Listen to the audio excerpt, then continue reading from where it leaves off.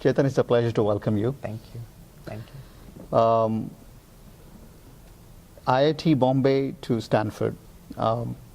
Being a faculty is exhilarating, I'm sure, and also very challenging.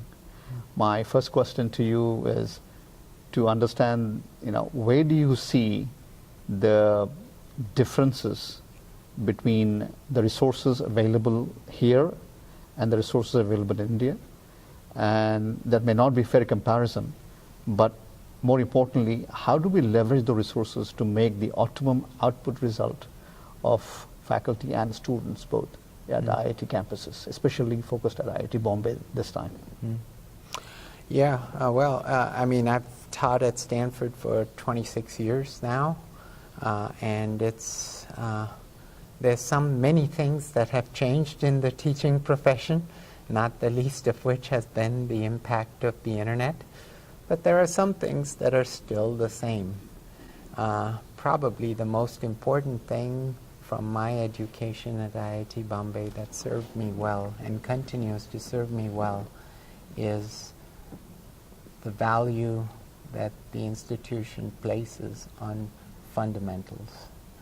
We all of us who went to IIT remember very clearly that the institution puts a lot of emphasis on building fundamentals in math, physics, chemistry, and then whatever foundational engineering disciplines we chose to study.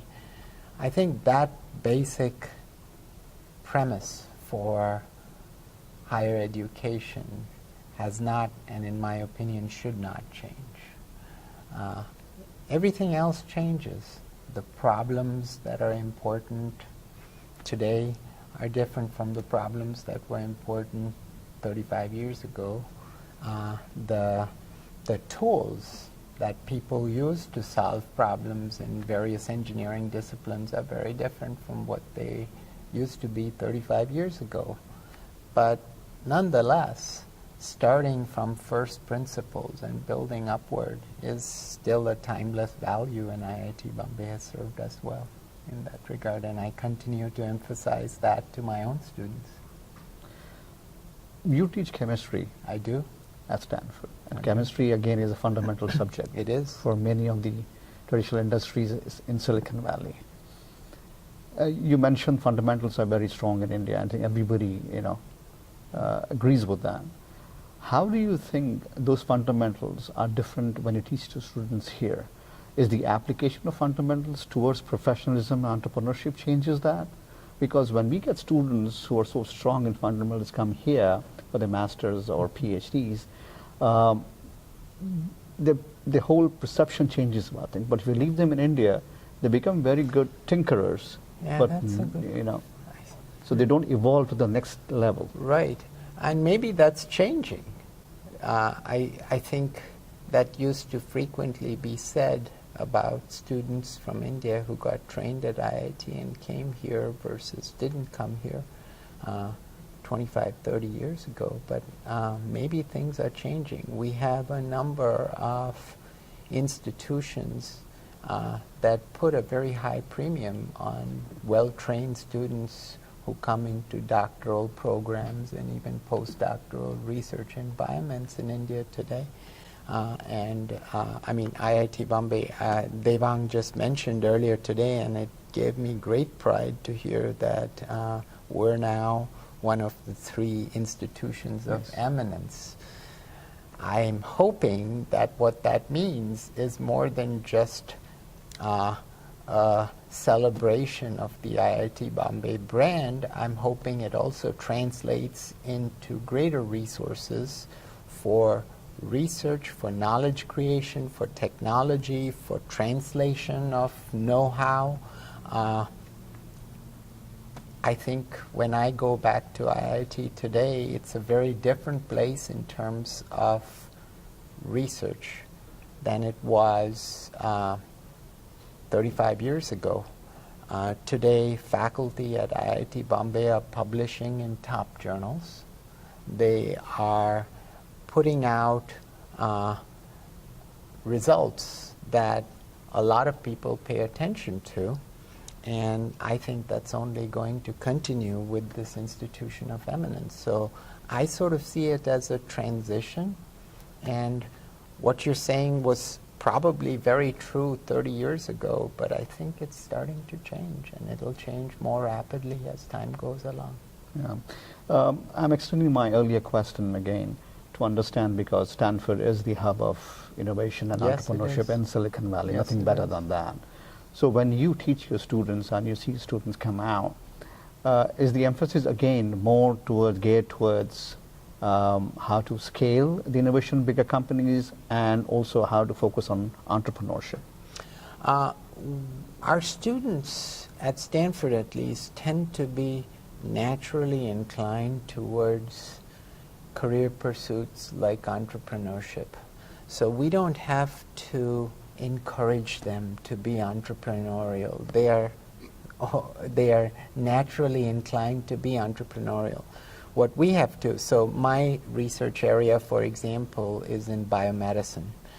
And in biomedicine, you have lots of emerging opportunities as a result of very rapid breakthroughs in technology. But nonetheless, the choice of problems that are worth solving is based on three foundational pillars. Is there some breakthrough biology? Is there an unmet clinical need? And is there some innovative chemistry? And my job is to teach students how to go between these three to find problems that are worth solving with an engineer's mindset. If I can show them how to do that in one or two examples, the rest they'll take care of. I think that's also happening in IIT Bombay. I mean, I've seen students come from there who hit the ground running in ways of thinking that we try and promote over here, and I think it's going to start. You're going to start seeing the impact of that. Okay. My final question is about giving back. As an professor at Stanford, academia again in India plays a very important role. How can we here give back so campuses like IIT Bombay gets the best of faculty anywhere? Yes, yes. I think that you bring up a very important point. From my perspective, the form of giving back, we all contribute as we can in terms of the IIT Bombay Heritage Fund and things like that. But from my perspective, the most valuable, for me, the most satisfying experiences to give back, for example, have been in recent years in helping to shape the Wadhwani Research Center, for example, at IIT Bombay. I think that is a good example of a program at IIT Bombay that is forward-looking.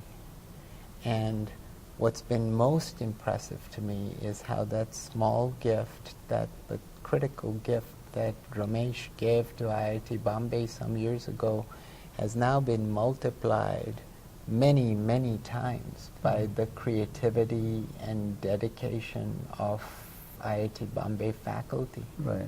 And it keeps growing. Every time I see work that is coming out from faculty affiliated with the Wadhwani Research Foundation, I feel incredibly proud of being associated with IIT Bombay, and I hope it'll continue. Yeah, that's a fabulous cause. I have had the pleasure of interviewing Ramesh multiple times. Yeah.